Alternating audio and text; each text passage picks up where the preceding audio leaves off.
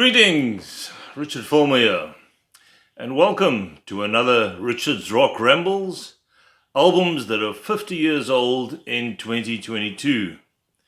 So the album that I'm going to be chatting about today, I've got quite a bit of history with. In fact, this is the very first proper album that I ever had, by an established artist, that is. Previously, I'd had a record called Springbok Hits Volume 13, which was a series that was available here in South Africa. Difference being, it was done by South African artists, so it was more of a covers album kind of thing, and they weren't very good versions. So this was the first one that I really got into from a proper established artist, and I think I was somewhere around the age of either 12 or 13 when I got it, and I knew nothing about the band. It's just that the cover spoke to me. It was a great, dramatic kind of cover, and I thought, hey, this looks cool. Bought it, and I was hooked. Loved the album, and from there on in, I had to get all the rest of the band's catalogue. So whenever it was Christmas or birthdays, parents didn't have a problem getting me a gift. I just said, get me an album. So what am I waffling on about? The band Grand Funk Railroad, later to become just Grand Funk, and their sixth album we're going to be chatting about today, called Phoenix, which would be a slight departure for the band from their previous sort of power trio stuff. First 5 albums were really raunchy, just very loose blues-based rock with a lot of power, sort of proto-metal stuff.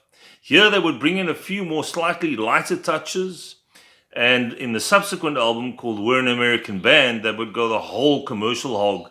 Obviously they were trying to attract a different target, a different people, different market out there, and they did very well with that album. But I've always found Phoenix is a album that when you first listen to it, it doesn't grab you straight away, but it does grow on you. And I mean, I can't count how many times I've listened to this album over the years. Obviously, buying it at the age of 12 or 13, it's been quite a few times, and I still enjoy it. I could listen to it. In fact, I listened to it last night. My vinyl copy. I have a vinyl and a CD copy. And it's just a great album. So many different sides to it. The subject matter is very interesting. Great musicianship. So the album was recorded at the Sound Shop Studios in Nashville and released on October the 12th, 1972. And it was in the Capitol label, which was released here in South Africa by EMI. And produced by Grand Funk. This will be the first album to be produced by the band. Previous to that, it was always been produced by a guy by the name of Terry Knight, and he was in a band right at the beginning called The Pack. And Don Brewer and Mark Farner both came from The Pack, the drummer and guitarist for Grand Funk. So that's how the whole Terry Knight thing came together. But by the time Phoenix was coming out, or was about to come out, they'd had enough of Terry Knight. They were having money issues, and later on it would go into court, and there would be really ugly scenes. So they decided to just produce this album by themselves. And I thought it worked pretty well. It's not always easy when you've got an established producer and suddenly you're going out on a limb, something you hadn't done before. It could either be a hit or miss, but I think with this album it was a hit. There was only one single from the album, and that was Rock and Roll Soul, which became a staple on stage for them. And all the songs on the album were written by Mark Farner. Of course, Grand Funk is still going today, but he's the missing link. And for me, to have him back in the band would be essential. So Mark Farner is there on guitar, harmonica, vocals, and organ on the first track, Flight of the Phoenix. That's an instrumental track, and he does really well on that particular track. Mel Shacher on bass, and Don Brewer on drums, congas, percussion, and vocals. And then there were a few guest artists, or guest musicians, I should say, on the album.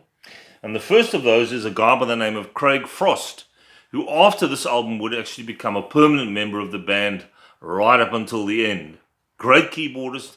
I think much later on he went to go and play with Bob Seger's band. And so he was there on organ, clavinet, harpsichord, and piano. And then there was another guy by the name of Doug Kershaw, who played the electric violin. He did a whole lot of albums with sort of folksy electric violin stuff. And he was also on that first instrumental track called Flight to the Phoenix.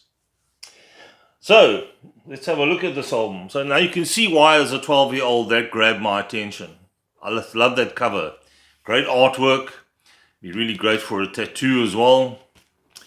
There's the back of the guys. So this is my original copy that I bought all those years ago. It's still in pretty good nick.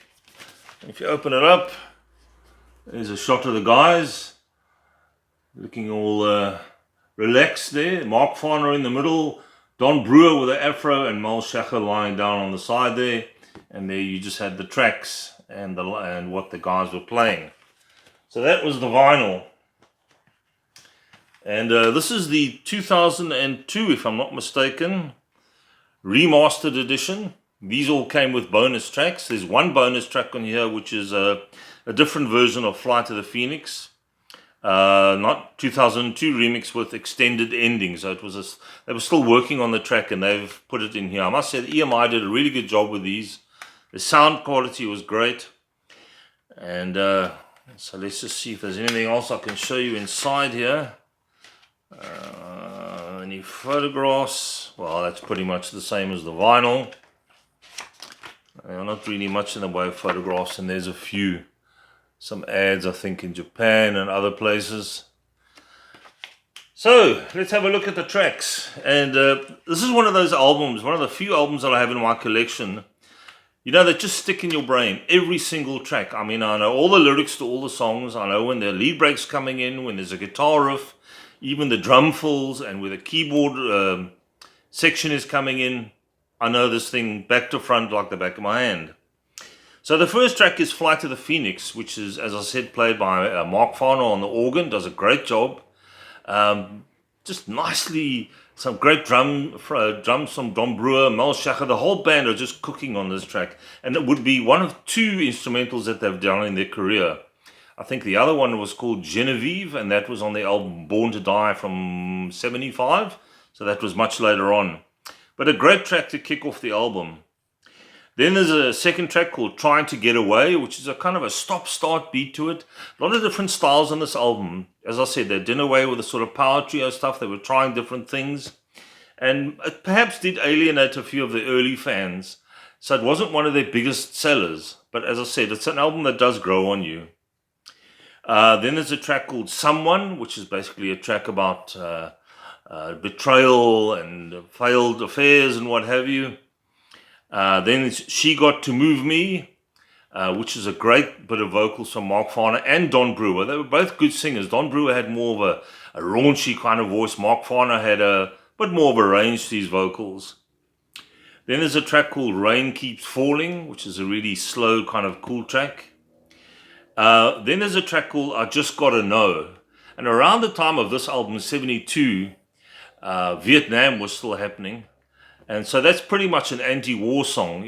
People, are you going to stand up against the war and all that? And right throughout their career, especially the early part, they were very anti-war, these guys. Anti-drugs as well, by the way, which is quite strange for a band from that particular period. You'd think they would all be into drugs. Grand Funk, not so much. In fact, when they used to play live, they always used to, not preach, but just tell the guys, watch out for the bad acid and what have you. So that was I Just Gotta Know. Then there was a track called So You Won't Have to Die. And Mark Farner later on in his career would go into the gospel side of things. And even here you can see a lot of that sort of, not preaching, but slightly gospel tinged.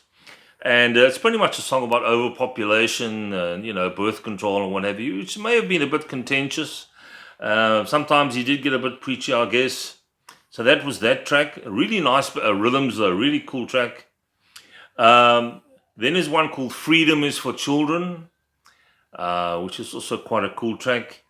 Gotta Find Me a Better Day, also about the times, hopefully things are going to improve, that kind of track. Interesting lyrics on this whole album. And then the big hit, Rock and Roll Soul, which is a really nice up-tempo with the band locked in bass, drums and guitar. And like I said, that would become a rather big hit for them. And then the bonus track on your Flight of the Phoenix, the remix extended edition. If you don't have this in your Grand Funk collection, or if you're new to Grand Funk and you want to try something different to jump in, try Phoenix. Obviously, there were bigger sellers. The one behind me there with the red cover, the one just called Grand Funk, that was a big seller. Closer to Home. What was the other one? Survival. E Pluribus Funk, the one with the silver cover with the dollar. Those were all really big. And then this came along, and I think this threw people for a loop. It was because they were trying different things. They wanted to go in a different direction. So this is the kind of the segue album from the early stuff into the more commercial side of things. But well worth a listen. And like I said, I listened to it today, and it still gives me a lot of enjoyment. So there we go, Grand Funk Phoenix. One to check out. Next time round in our 50-year-old albums, we're going to look at an absolute stone cold classic, which had a track which all aspiring guitarists had to learn. I'm talking about Deep Purple and the album Machine Head. So guys, please take it easy out there. Like and subscribe down below if you haven't yet. And also there's a link in my descriptions. I'm on the radio as well.